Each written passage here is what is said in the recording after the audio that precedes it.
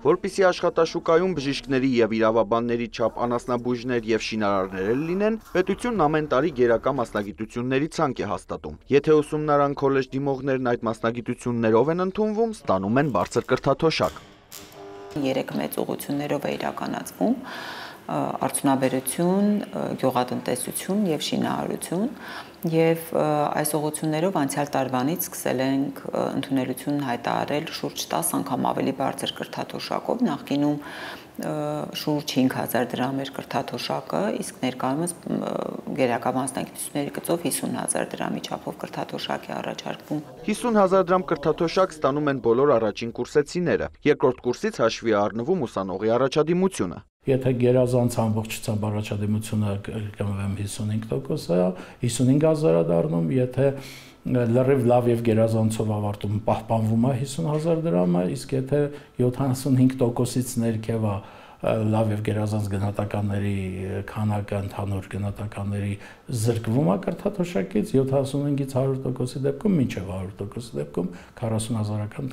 դրամ են ստանում կրթաթոշակ։ Ծրագիրը նպաստել է միջին մասնագիտական եւ արհեստագործական ուսումնական հաստատություններում դիմորդների թվի ավելացմանը, նշում է փոխնախարարը։ Այս տարի արդեն ունենք ավելի լավ ցուցանիշներ միջին մասնագիտական կրթական ծրագրերով, որով իրականացվում է 14 ուղղությամբ գերակա մասնագիտություններով ընդունելություն, անցյալ տարի ընդունվել էին 445 ուսանողներ, այս տարի 717 ուսանողներ են ընդունվել։ Արհեստագործական ծրագրերով 21 ուղղություններով գերակա մասնագիտություններով կրթություն ենք իրականացնում եւ անցյալ տարի ընդունվել էին 442 ուսանողներ, այս տարի ընդունվել են 988 ուսանողներ։ Շատ օգնեց, որ շրջաններից հատկապես կամ մոտ շրջանների ժողովուրդը, ովքեր ֆինանսական լուրջ խնդիրներ ունեին երեխուն ուսման տալու, դա ահագին օգնեց եւ լավագույն երեխեքն են եկել։ Այս տարվա որակի վերլուծությունը ցույց տվեց, որ բավականին որակն էլ է բարձրացել։ Ուսանողն անվճար համակարգում սովորի թե վճարովի, միևնույնն է ստանում է կրթաթոշակ։ Սովորում եմ անվճար, ստանում եմ ամեն ամիս 50,000 դրամ կրթաթոշակ։ Կրթաթոշակը իրոք մոտիվացնում է ավելի լավ սովորելուն, ավելի լավ առաջադիմություն ունենալուն,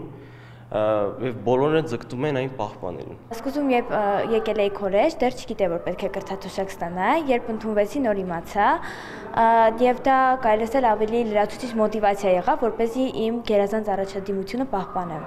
Մասնագետները վստահ են, ծրագիրը կօգնի աշխատաշուկայի պահանջներին համապատասխան որակյալ եւ մրցունակ կադրեր պատրաստել։ Արամ Մարանդյան, Հովհաննես Քյոսեյան, Աշոտ Խաչատրյան, լուրեր։